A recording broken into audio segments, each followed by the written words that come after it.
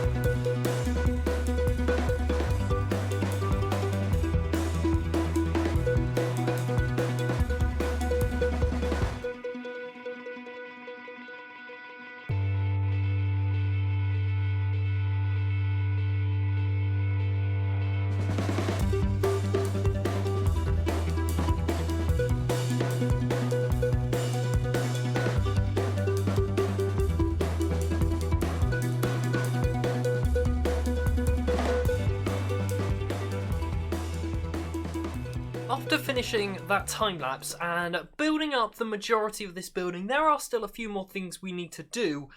I got annoyed by the massive hill that was in the way, so I flattened it. Yeah, the whole thing, it's gone. I did make one mistake though. I did make one mistake while doing the whole thing. I broke one of my netherite pickaxes. So I'm currently using my spare one. We're going to have to craft and enchant some more of them up. Funnily enough, I was only just joking to Afraid in chat saying I never do any enchanting anymore, haven't done any for years, and well, we're going to have to do some soon. But now all I need to do is I need to just cover this place in grass, which I did intelligently store some of that up. So let's head over to this chest. You'll see I've got almost a double chest worth of grass in there. That should be bags, and we'll be able to cover that place up just like that. We'll need to remember to light it up because obviously our base is completely spawn proof, and well, this will be a big mob trap if we don't. Now, you may be wondering what this here is. Now, in between episodes quite a few months ago, I needed to get my hands on a load of bones and a load of string, and I luckily enough found two spawners right next to each other down here. That there is a cave spider spawner, and this here is a skeleton spawner. This is really nothing special, as you can see. Down here we've just got a very simple sorting system. We get our bones in there, we get our arrows in there, and sometimes I head down here to just get a little bit of XP or string or bones. So that is what that tunnel sticking out the ground is. It's because of the water elevator which leaded to the top of the hill just here. We'll definitely lower that down and probably just incorporate that with the ground just a little bit better. But let's get the grass in place. Now, with what once was a monstrosity dealt with, it's not perfect, it is very flat, but I am sure we'll be putting some more buildings in this area very soon. And I also have some ideas brewing in my head of something we can do with this area down here, which I don't often show on camera, being at the back of my base. But this is our slime farm with a couple of other farms inside of it, and down there, yes, there is a melon and pumpkin farm, and there is a cocoa bean farm.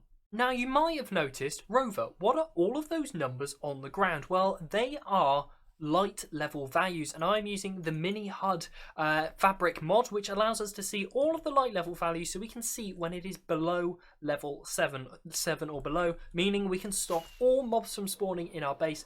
That is how I make sure our base is nice and secure. But with that dealt with, I want to turn our attention back to the building and really polish it up and get this building finished. Now, you'll see we sort of tied in what we did on this side by continuing this strip along the top of quartz and smooth stone going the whole way across. So it really ties the two buildings together. However, I do want to make a small difference from the other building over here. In this building here, we have used clear glass, and I've decided on this building here, I want to use this cyan terracotta. It works really, really well, and if we go and take a look at our sheep farm in what would be windows, we've done the same thing here, so it's really continuing the same theme. This is what I want to put in our windows over here. Now, one thing I've run into is, well, that is all the cyan terracotta I've got, so we're going to have to go and check our storage system, see if we've got any in there. Otherwise, we're going to have to head to the mining mesa. Well, that's the first terracotta chest, and it's not looking that strong, is it? I don't think we're going to have enough. I mean, there's a little bit there. We can dye up all of this this terracotta just here. Maybe we might have enough, but now we've got to go on the hunt for cyan dye. Now, with the windows in place around our building, well, they're probably not the best thing to be called windows, considering, well, you can't see through them, so that means the building is now completely airtight, so to speak. But now what we need to do is make a way for us to get inside, access the kelp so we can craft it up into dry kelp blocks, and then we've got to sort out this tube line which runs the whole way from this building all the way down to the smeltery to stock up that fuel. And to do that, well, I want to add a nice redstone piston door just here. We're going to be making a 3x3 hipster door, which is a pretty simple design, so let's crack straight on with things and get this thing built up.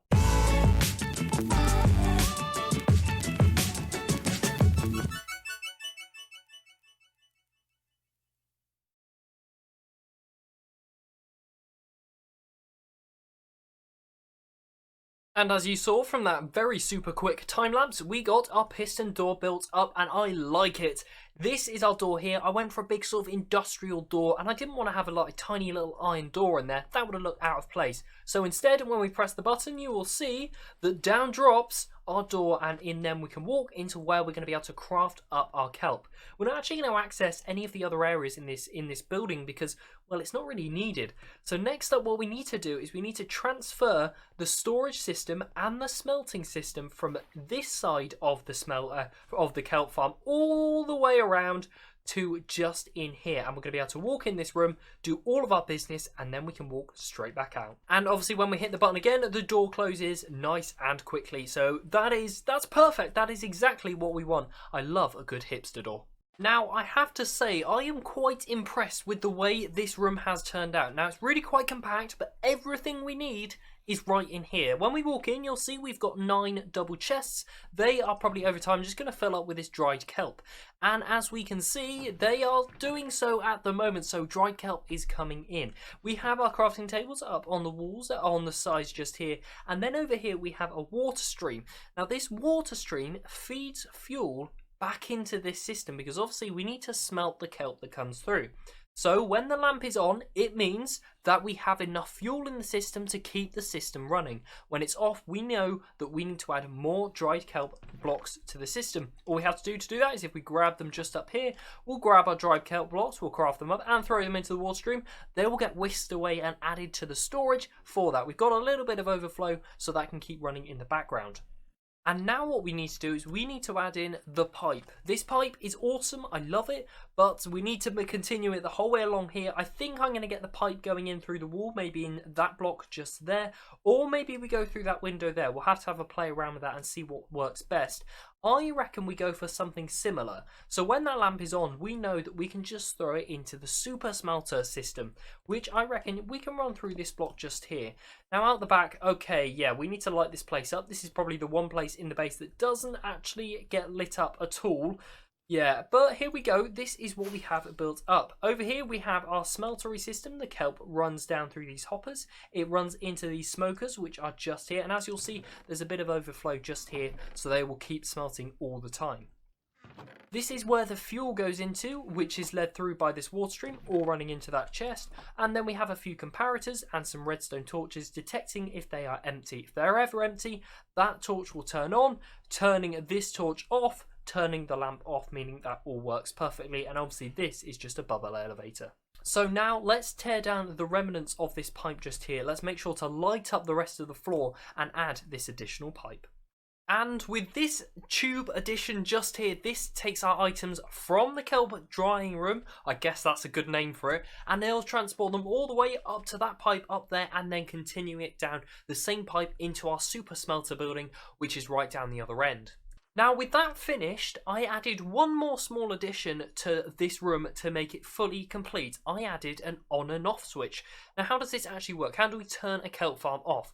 Well, currently the farm is on. If we flick the lever, we'll probably get a little bit of a lag spike as tons of kelp starts floating to the ceiling. And if we break our way inside, well, let's go and take a look at what's going on.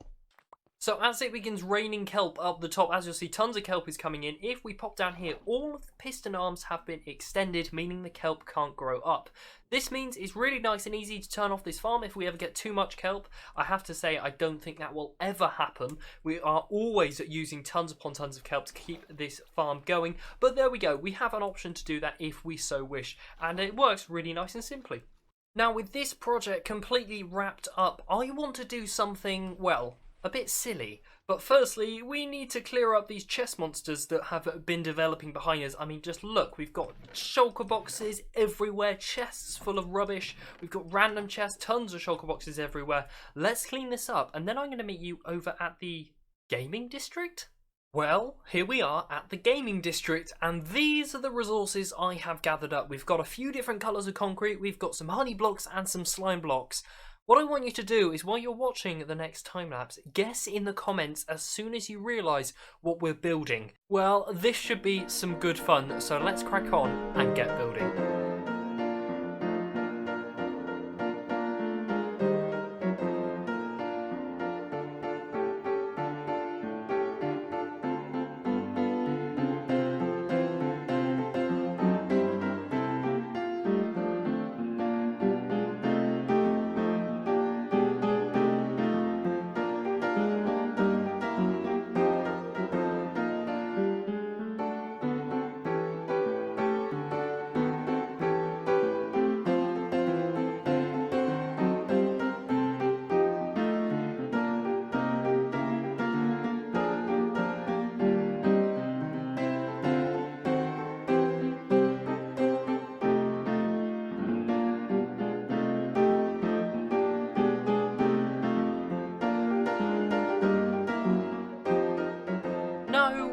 I haven't gone mad, but yes, I have built a bouncy castle.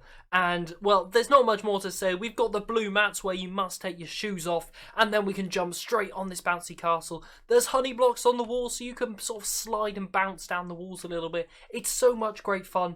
This is what you want to be doing on the OmathaCraft server, and I tell you what, I could spend a lot of time on here. We have a jump boost 2 beacon, meaning we can jump nice and high, and obviously bouncing around at loads and loads and loads. And of course, we've gone for the traditional sort of air-filled walls around the side. These are meant to be sort of the rings that sort of make up the bouncy castle, and I decided for symmetry reasons to add a beacon in each one of these towers.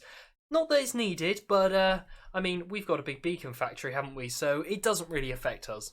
Now, while we're over here at the gaming district, I wanted to let you know that I have a plan for the next few episodes. We are going to be working over here at the gaming district. In each episode, we are going to be building something completely new and different here. So in a few episodes' time, this place will start to fill up with more and more games, which hopefully will encourage the other members to do just that as well. But yeah, this place could do with some filling up. It's been a bit neglected and it looks a bit of a state, but I'm sure we can get to grips on working on this thing. But for the meantime, while I spend the next 2 weeks bouncing around on here, I will see you in the next episode, because that is all the time I have for today's episode. This video is releasing tomorrow, and I will see you in the next one. Thank you ever so much for watching today's video. If you have enjoyed, make sure to leave a like, as it really does help out the channel quite a bit. Subscribe if you're new around here, and I will see you in the next one. Goodbye.